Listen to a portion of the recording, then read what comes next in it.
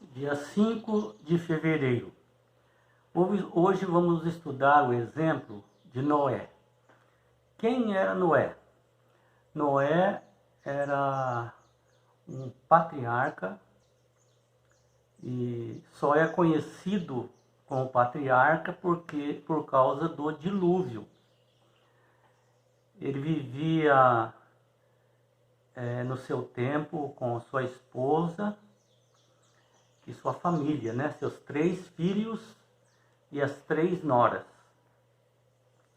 Então, o restante da população vivia uma vida totalmente contra os ensinamentos de Deus.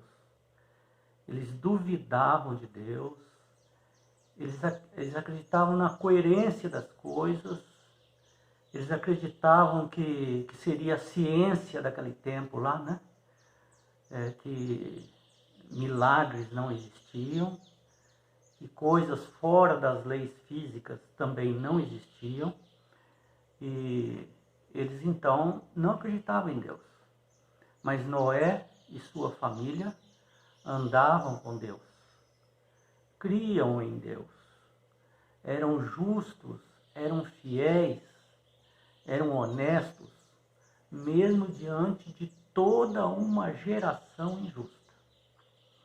Veja que Noé viveu mais ou menos no ano 1500 a 1700, depois da criação do ser humano, depois do pecado. Então, até pouco tempo ali, viveu pessoas que andavam com Adão. Adão viveu 930 anos. E Noé, de alguma forma, era filho, parente de Adão. Noé estava com 500 anos quando Deus olhou para a terra e viu que estava totalmente depravada. Tudo depravado.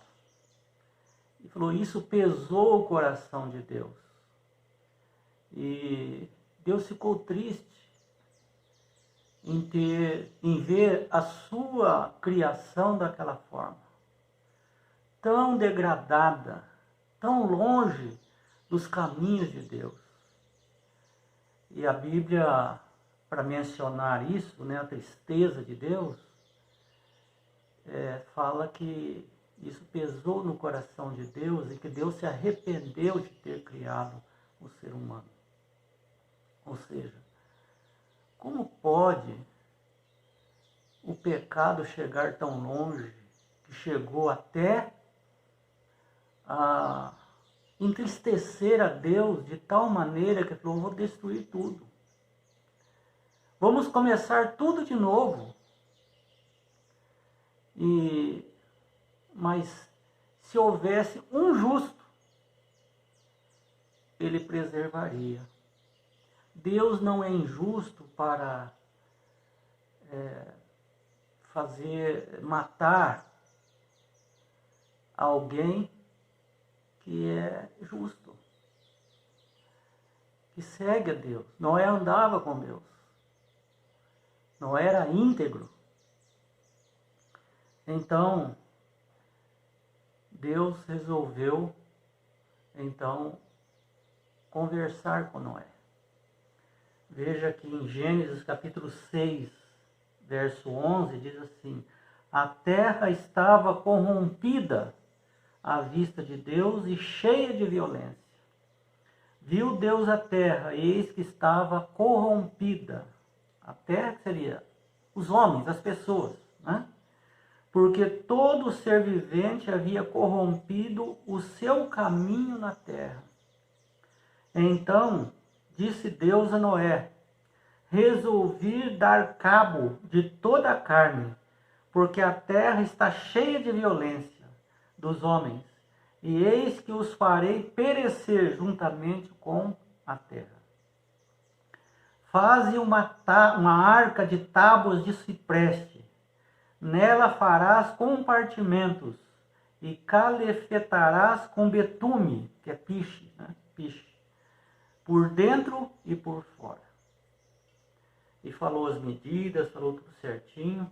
E aqui mais para frente diz assim: então eis que eu faço um pacto com você e sua família, uma aliança, um pacto, para preservar a sua espécie.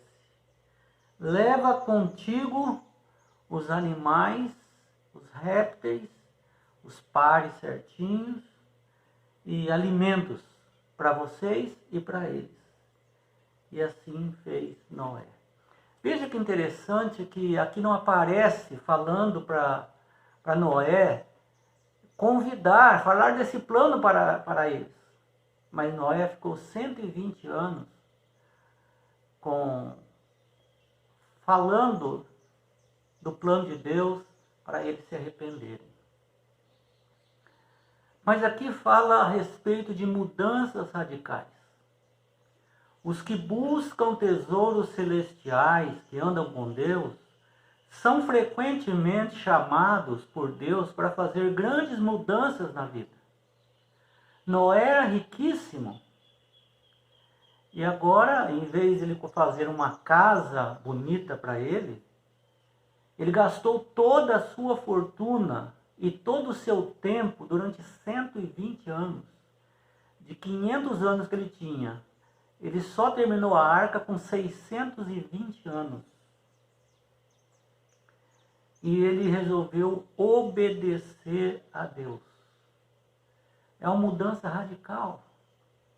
Aqui não fala como sua família reagiu, se houve alguma oposição da família e dos filhos. Ai, mas pai, o senhor vai gastar todo esse dinheiro fazendo um barco? E os incrédulos, os que acreditavam na ciência era a esperança deles, dizia: os rios nunca passaram desse limite. O mar nunca avançou. Nunca choveu sobre a face da terra. O que cai do céu é uma neblina. E essa neblina rega todas as plantas. Nunca choveu. Como, Noé, que vai chover tanto que vai inundar até as montanhas? Você está ficando louco. Isso não tem coerência. E aí Noé fez, agora que vem o centro do nosso estudo, nós deveríamos fazer como Noé.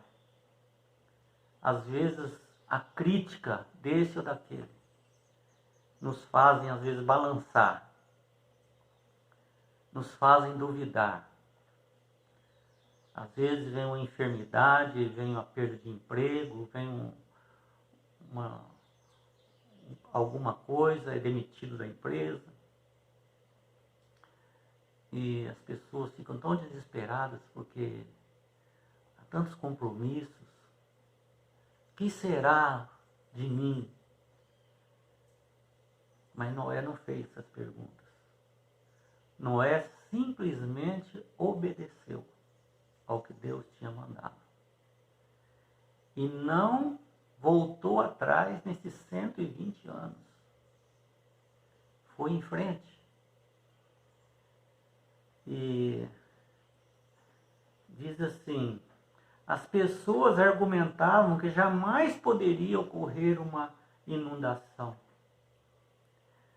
E hoje, após o dilúvio, da mesma forma, as pessoas argumentam que nunca houve um dilúvio, porque a ciência diz que nunca houve um dilúvio. Quando você vê que no pico de várias montanhas existem peixes que só vivem no mar, na água salgada, fósseis e criaturas que só vivem na água, como foi parar lá em cima? Como foram parar lá? Fica difícil. São muitos argumentos em favor da criação e em favor do dilúvio. A Bíblia também nos diz que pessoas serão céticas no final dos tempos. Segundo Pedro 3, de 3 a 7. São pessoas escarnecedoras que virão e vai, como você está sendo fiel no dízimo e na oferta? Nessa crise? Quando lhe faltar emprego, quem vai dar emprego para você? Você não vê que você está dando dinheiro para o pastor? A igreja é bonita, a igreja é rica. Você é pobre. Por isso que você não vai para frente. Você já ouviu essas coisas? Ali é a igreja de rico. É quem não precisa. Então eles dão dinheiro, mas você é pobre. O que você está fazendo lá no meio?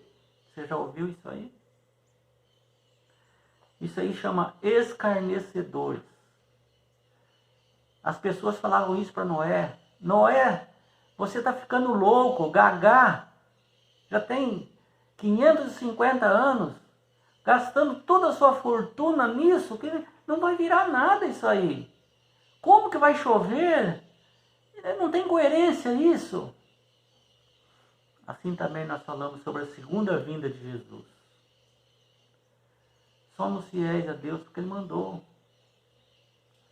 Nós obedecemos a Deus porque Ele nos amou e nós amamos a Ele. E vamos até o fim.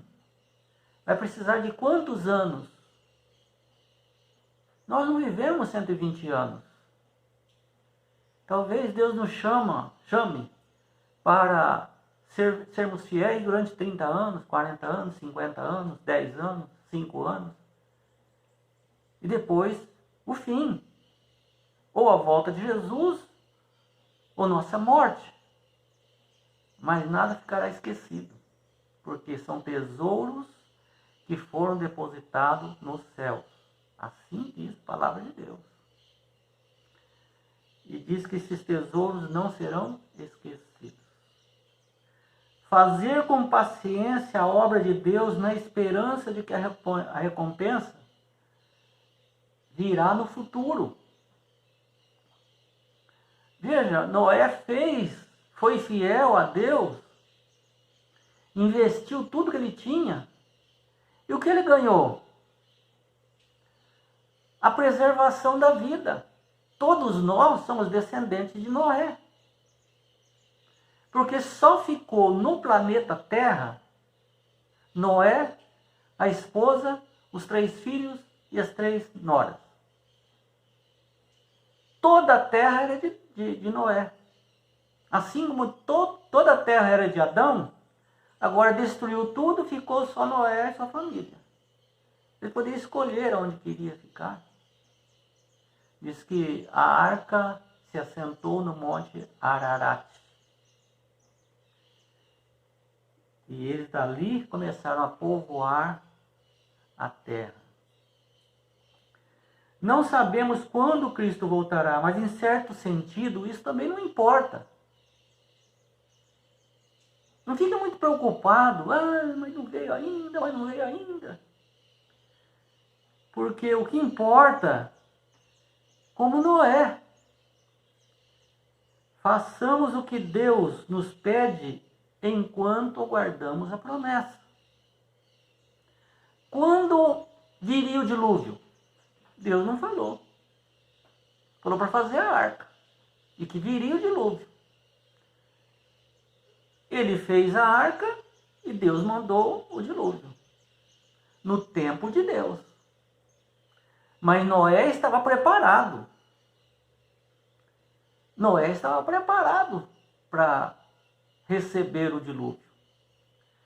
Será que nós estamos preparados para receber Jesus Cristo? Mesmo que, como foi com Noé, isso nos traga mudanças radicais em nossa vida. Talvez para aguardar a volta de Jesus, nós temos que fazer algumas mudanças radicais. Para guardar o sábado, precisa de muita fé. Para ser fiel nos dízimos e ofertas, precisa ser fiel. Para pregar a mensagem, precisa ser fiel. Para perdoar, precisa ser fiel a Deus. Para ter misericórdia, para andarmos com Deus nesse mundo cheio de violência, é necessário amar a Deus em primeiro lugar. Que Deus nos abençoe. E a partir desse amor, possamos fazer tudo o que Deus pede. E ao final, Deus não falhará em suas promessas.